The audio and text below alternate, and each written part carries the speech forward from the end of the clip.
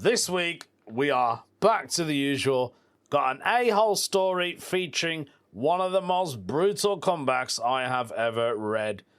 Classic British problem, which sums up our modern life perfectly.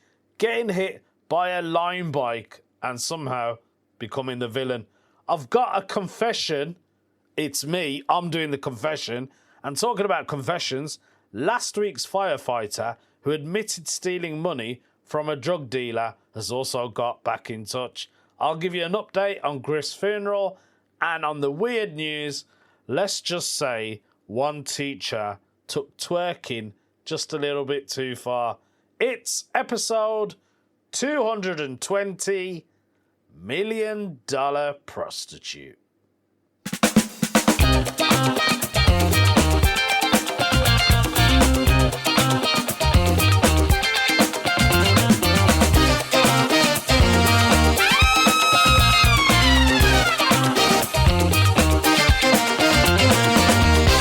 I suppose I better get this done now, otherwise I'm never going to get it done.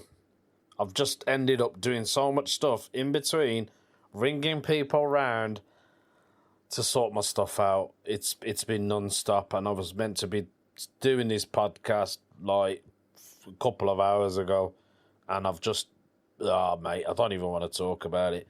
Everything just seems to roll into one. My internet is going to expire soon, and I'm trying to get a better deal on that. And then my home insurance, that's finished, and then I'm haggling between two companies, and it's an absolute nightmare. On top of that, I've been speaking to a couple of friends in between. More gig requests for me, which I suppose is good, and they're all corporate gigs. It's been like that, you know what I mean? Like, so yeah, it's been absolutely madness. Back to normal, business as usual. Had my friend's funeral on Tuesday gone. It was lovely. It turned out really nice. The weather wasn't the best, but there was a lot of people, around 500. A lot of comedians were there as well. And a lot of them travelled from everywhere, Manchester, Bristol, and other parts of the UK as well. So it was nice for them it was nice to see them there, what I meant was to say. And yeah, it went really well. My speech was great. People laughed. I actually wore a pink suit. And I opened with, if Griff was here today, he would look at me and say, "Why the hell are you wearing a pink suit at my funeral?" I'm sure that's what he would be saying. But yeah, it was good, man. The wake was great. The food was lovely, man. We had Caribbean food, jerk chicken, chicken wings, curry goat, rice and peas, dumplings, coleslaw, salad. It was all right. It was good, man. The food was nice. I'm sure even my mate Griff would be impressed with the food because he was a chef as well. So I'm sure he would have catered for his own funeral. That's what he would have done. Yeah, good turnout. Left home about 5 o'clock after the wake. And yeah, man, trying to get back to normal, in all honesty, if I can. I haven't wrote any material in ages. I feel like I'm slacking, but my mind hasn't really been there. So I'm hoping to start writing again. I have got a gig tonight up in Buxton, playing the Buxton Theatre. That should be a lot of fun. I've done it a couple of times. And it's always been sold out. So I'm hoping to do it the same thing. Hoping it's full. Going to try and record it this time, because I never get to record it, and I always end up having a really good gig there. So that should be a lot of fun.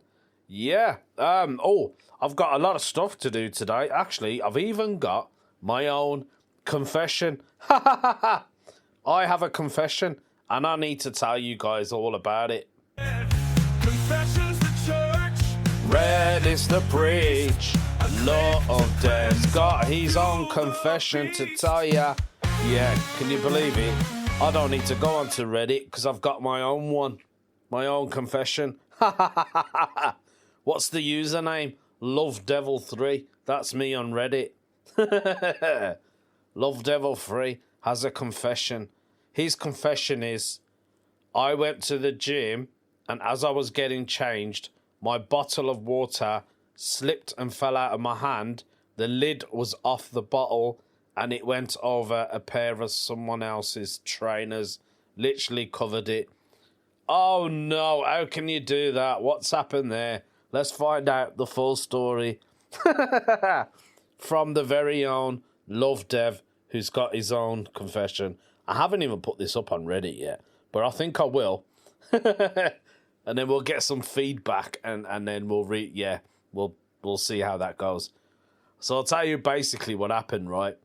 I went to the gym, and I usually have a routine where I'll get changed, then I will open my bottle of water, and I would always drop in a tablet of soluble, and it's kind of like this vitamin C soluble that you get, and I don't know what it does. It just adds flavour to the water, and it saves me buying the, like Lucozade or something like that. It's the same thing. Anyway, did that, put it in, but what happened was it spilt. The bottle was open, and I didn't realise, because I've got a metal water bottle, underneath the bottle, it's got a bit of a lump, and you have to kind of like push it up sometimes so it levels off. I don't know what's happened to the bottle. I need a new water bottle. So that fell, and it spilt everywhere, and I thought, oh no, it spilled on the floor. And half of it went over somebody's trainers. And I thought, oh my God, look at that. I quickly cleaned it up. Not the trainers. I cleaned up the bench to try and hide the evidence, although I couldn't. And I just kept staring at these trainers. Luckily, no one saw me do it. So I was just kind of like, I was just about to leave. And the person who owned the trainers comes into the changing room. He looks on the floor and he goes, oh man, what the hell's happened here? And I didn't say anything, so I pretended like I didn't know anything about it. I put my stuff in the locker and I legged it out. And then I felt so guilty. I was using one of the machines just for a warm-up. I won't tell you what, we'll call it the running machine. You'll never see me on a running machine. I was on the running machine, I'm only saying this so he doesn't find me.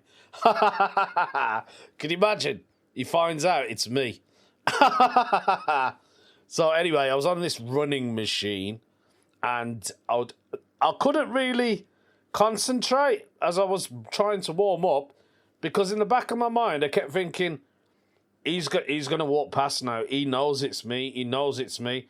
And because I knew what the trainers looked like, they were black and red Nike Air Jordans. So every time somebody was walking past to exit, because where I was near the exit doors, and I could see, I went there on purpose, just so I could make sure he's gone. So I kept looking and glancing, when people were walking past, I was looking down on their feet. They probably thought I had a weird foot fetish. Probably. So then I clocked it, right? I clocked his trainers. I thought, oh God, it's too many. Then I was like, he's wearing them now. Because initially I thought he's not going to wear those trainers now. He's going to stay in his gym trainers. Because that's what I do. I've got gym trainers. I've got normal trainers. And then in my mind I was going, you shouldn't have left them there anyway, mate. You should put them in the locker. It's not my fault that my water bottle spilt all over your trainers. And it's only water. So I saw these trainers and I saw him. I'd made no eye contact. I don't even think he was looking at me. He looked okay, though. He didn't look annoyed. But then I couldn't tell because I wasn't looking at him. So that's my confession. Now, I wonder if there was other people in the changing room at the time. Now, I don't know whether they saw me do it. I don't think they did. Because when I spilt it, I looked over. That's the first thing I did. When I spilt the water, I looked to the side. And the rest of them didn't see me do it. So I just carried on. Like nothing happened.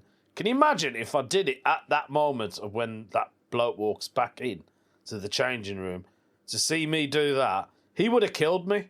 I'm telling you, mate. I would have got sprung up for that. He would have been like, you clean it now. He would have gone mad. I would have had to put them under the hand dryer, see if I can dry them off. Now, I do feel guilty about it. Don't think, he's loving it. He doesn't care. But I don't. What would you lot do in that situation? I should have took a picture of it, but I didn't have my phone on me at the time. I don't take my phone into the gym because I just find it a distraction. So I could have, but I didn't. But that's my confession, guys.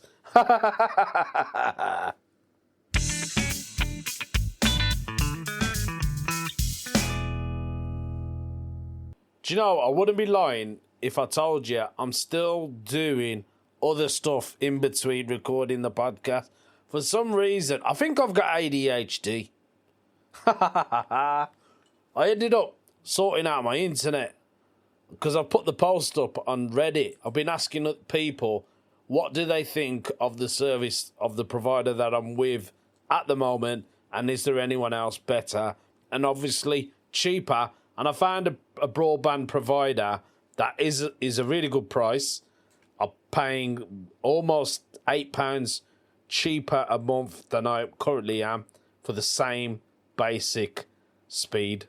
So there's no what you call it in that, innit? No rocket science, is it? I don't even know what I'm saying half of the time. But here is something I need to tell you while my washing machine is spinning like a madman in the background. You know last week's podcast episode? The one I told you about the fireman who went to rescue 2 drug addicts and then found about, was it £2,000 in cash? And he robbed it. Now, I always message people on Reddit to say that I've covered your post, or, you know, if you want to have a listen to it, let me know, blah, blah, blah. And not everyone gets back to me, I'm not going to lie. Occasionally, maybe the one person will. But Dangerous Show, he got back in touch and he said, yeah, mate, that's fine. And he said, as long as you don't mention what country it's in, but it doesn't say anyway on his post. I was like, it doesn't actually say, mate, so don't worry. He said, I might start something I don't want to get involved in. It probably 70% negative, which is understandable. And then he said, best of luck with your podcast. We ended up having a proper conversation. I said, I don't even know what country you was in. I said, I thought you was American. And he said, have you got any questions? And I went, yeah. Have you got any money left over? Because I could have done with a bit, innit? Do you know what I mean? He said, no, I held on to it for a while, and then he drip-feeded it into his bank account. And apparently he took his family on holiday. I said, you like Pablo Escobar? You are. And he says, yeah, this probably explains why I've got the hippos and the giraffes in the front of my garden. He was sound, you know. He was all right, man. Good lad. And he said he listened to the podcast and he said it was very good and he really liked it. And he actually said good luck at your friend's funeral, which was very nice of him. So I said to him, mate, if you ever come across any more money with 4 figures, I could do with a new car. And he said, me too. My other car's just packed in. That was Dangerous Show. He was all right, man. Do you know what I mean? He was sound. I wish there was more people like him. Just sound. Nice people. You don't have to be an arse. Just be nice, innit? Talking about nice people, I think we should go straight into Am I the A-hole? Right. Is this person an absolute a-hole? Crazy ad for telling my dad... That just rhymed for some reason. Crazy ad is a username. For telling my dad he raised a criminal after he insulted my kids. I'm a 36-year-old female. Happy birthday. I grew up with my brother as the golden child. We were both extremely intelligent, and there was always this unspoken competition between us. The thing is, even though I often had more achievements, it was very clear my dad had a soft spot for him, so he was the golden child. My brother ended up using his intelligence in a very different way. He got involved in serious crime and became the brains behind it. He's like Walter White. Even manufacturing weapons for criminals. Eventually, someone turned him in to save themselves, and my brother was arrested. My dad was absolutely devastated. He fell into deep depression. Oddly enough, that's when he started getting closer to me. Meanwhile, I went to college. I built a successful career that I'd rather not specify for privacy. Married my high school boyfriend, and we now have 4 kids. Good on you. My husband and I have been very intentional decisions about how to raise our kids. No prejudice, no strict gender roles. This comes from a personal experience. My husband lost an uncle who was gay and took his own life because of it. And we also lost a trans friend who did the same after feeling rejected by their parents. That left a huge impact on us, and we want our children to grow up knowing they can be loved no matter what. Here's where things went wrong. My 2 oldest kids, 10 and 11, happy birthday to them, spent a weekend at my parents' house. When I went to pick them up, they looked quite upset and they'd been crying. I asked my mum what happened, and she got visibly nervous. Then my dad came in already yelling. He said he had to do mine and my husband's job. My husband stepped in and said, "What do you mean by that?" My dad said he saw our kids playing together with both toy cars and dolls, and this would confuse them. He said things should be separated and that he gave them a proper scolding and punished them. At that point, my husband immediately took our kids to the car. I stayed and argued with my dad. It escalated quickly. And then he said, "It's not my fault you're raising gay kids." Whoa! What a statement. That's when I snapped and said, "And you raised a criminal." I went further and told him that if he thinks kids turn a certain way just because of how they're raised, then by this logic, my brother, being a criminal, would also be his fault. He went completely silent. After that, my mom later told me I went too far and crossed the line. I left and haven't really processed everything yet. I feel like I also brought up my brothers because in some way I still resent him. What's making this harder is that almost my entire family is against me right now. They think I was cruel and disrespectful. On the other hand, my husband's family, who are still grieving his uncle, are completely on our side. His grandmother, his uncle's mother, even called me crying, saying she was proud of us for doing what she feels she couldn't do. She told me the feeling of helplessness after losing someone just for who they are is unbearable, and that she wishes she had been stronger back then. So now I'm stuck between being told I went too far and being told I did the right thing by defending my kids. Am I the a-hole, she's asking. No, you're not an a-hole.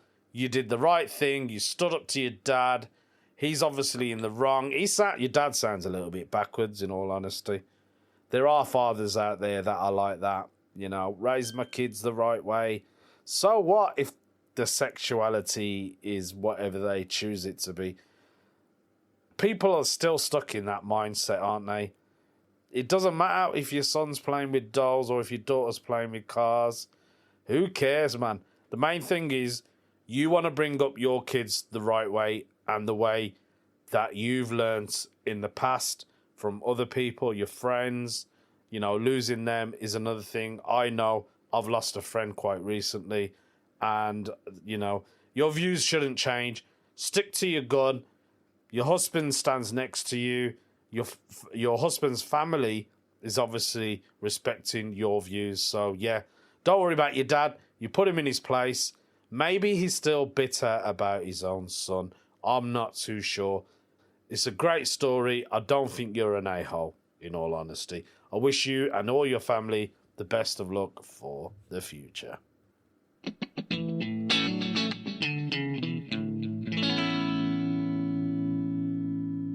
I remember once when my son got hold of my wife's lipstick when he was probably about 3 years old. And he put it all over his face. And I put up a post on Facebook going, oh, God, I can't believe this. I think my son's going to turn into a girl. And it got a bit of, not backlash, but people were going, oh, don't worry about it. You know, it's the 21st century. You know, you got to live with it. And I was like money messing around. I was just putting a picture of him because he looked proper cute. With this lipstick all over his face.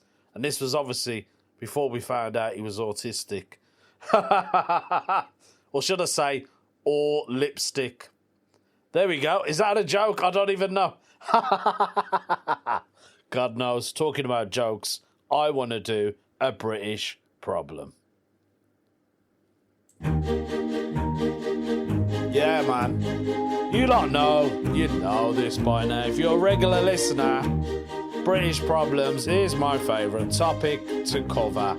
And we've got so many of them. I don't even know where to start. Funny enough, this one has been put up by someone who I've covered before. I've just realised it's broccoli offensive. Broccoli offensive is back again with another British problem. What is it this time? A man outside the train station dropped a Lime bike. Those of you who don't know what I'm talking about, a Lime bike is basically a bike that you can rent. You tap your phone on it and then, yeah. So back to him, on the ground, and it hit my leg. I said something, then he got mad at me for saying something. That's very British. Looked like he wanted to punch me. Oh my God. That's the world we live in. Oh no. Don't say anything because someone might punch you in the mouth. Oh, that is a British problem. So he was at a train station. Somebody dropped a bike on the floor, hit his leg. He got mad. And then the man got mad for him being mad. You can't do anything in this country now. Honestly, you put up a flag, someone's going to go mad. You say sorry, they might go mad. You give way to someone, they don't say thank you, you're still going to be mad. That's us British people for you. People are real idiots out there, I'm afraid. Broccoli, that's the problem we've got. You know what I mean? Like, at least you didn't punch him back. You should have let him punch you first. You would have got some money out of that. How can you be mad for someone being mad at you? Wait, was it the way you spoke to him? I remember this actually brings back something. We are doing a rewind back to the gym. The day I did the thing with my confession, I've just remembered this. I was doing my workout on one of the machines, right? And there was these two guys, and one of them started shouting at the other guy. He got mad because he asked that person when he's going to be free with the machine so he can use it. And I think the response he got back was rude. And he started going, talk to me like I'm a man. Don't say, when I'm finished. Don't say it like that. So he got mad for him replying back in a rude manner. And I think that's a very similar thing. There are people out there that are very rude. I don't know if I told you this. Somebody asked me if the weight was free. He wanted one of the weights. And I was like, yeah, take it. And then he said it again. Can I have the weight? And I went, yeah, take it. And then he went, oh, why don't you just tell me then it's free? I was like, I did. You've obviously got your headphones in. Are you deaf or something?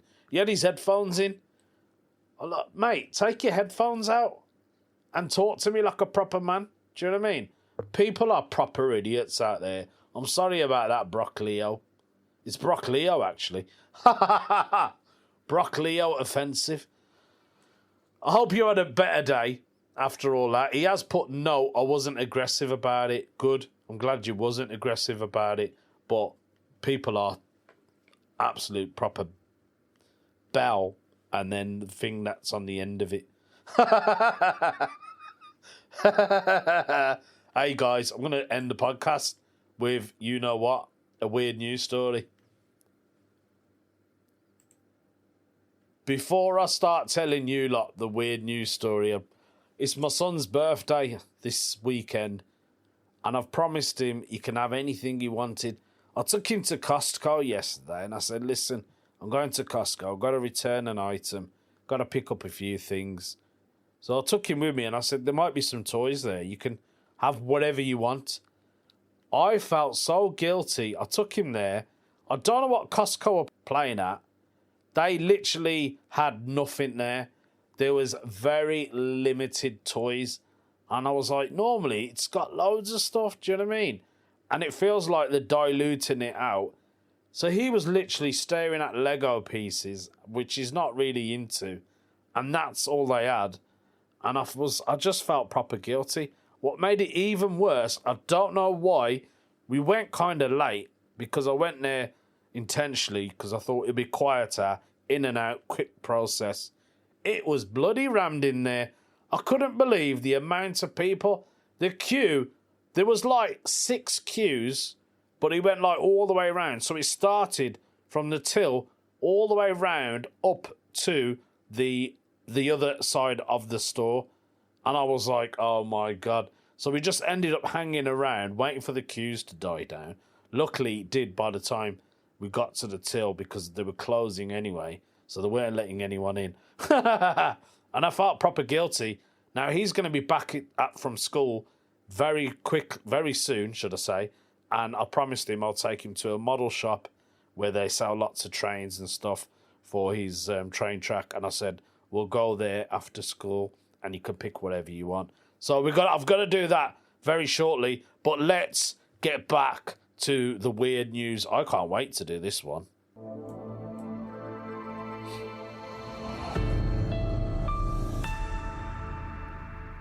Teacher tantrum.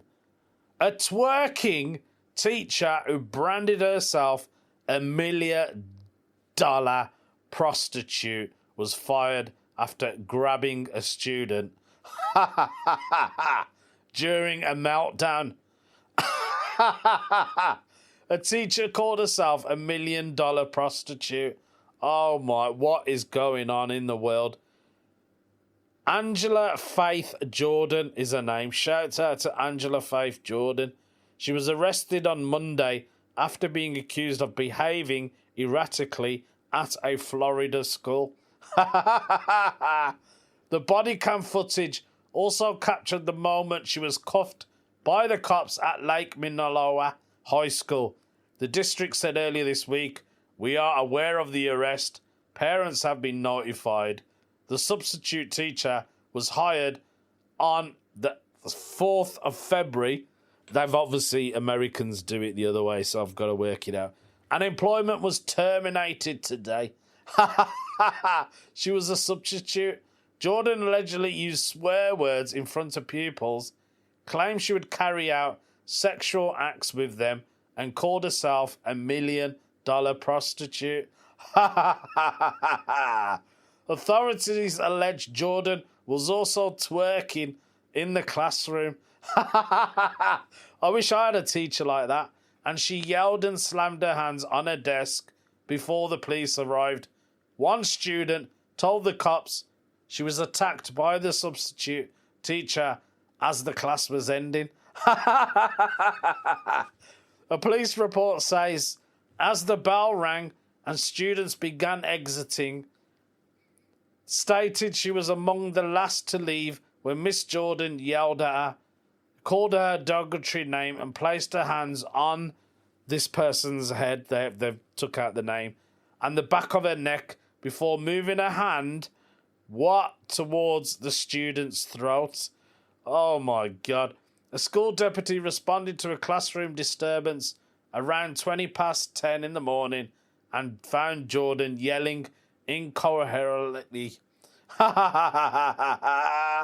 It adds assistant principal Panic entered and instructed Miss Jordan to gather her belongings and leave the classroom. Miss Jordan refused, stating that she did not want to be tasered.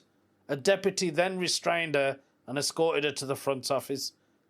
Body cam footage, which has been obtained by a news channel, captured Jordan arguing with the authorities as they attempted to remove her from the classroom. She could be heard saying in the clip, "I am not a threat and I will not be killed." She's absolutely mental. "I already got tased by the police in Pine Hills and I double dare ya." She got tasered before in another school. This is brilliant. She adds, "You thought that was a weapon, right? Then you're going to say I was a threat." The cops handcuffed her and removed her from the school building. Jordan has a history of bipolar disorder. That explains it. And her behaviour on the day of her arrest pointed to a possible mental health episode. She faces misdemeanor charges of disorderly conduct, simple battery, and 2 counts of a disruption of a school function. Lake County School Board Chair Bill Matthews said he was informed immediately of the ordeal. He praised the reaction of the students who were faced with the educator's alleged behaviour. $1 million prostitute. Oh dear. You can tell, I mean, there's a video of her. I can't really play it. You guys can't see the video, but she is like, if you look at her face, you think, oh my God, she's like, her eyes are wide open. You're like someone who's high. That's basically what she looks like. Talking about highs, if you've enjoyed this, leave a comment, leave a review, tell your friends and family, blah, de, blah, de, blah. Get me up on the charts. You guys have been wonderful. I've been Lovdev Barpega. Thank you and good day.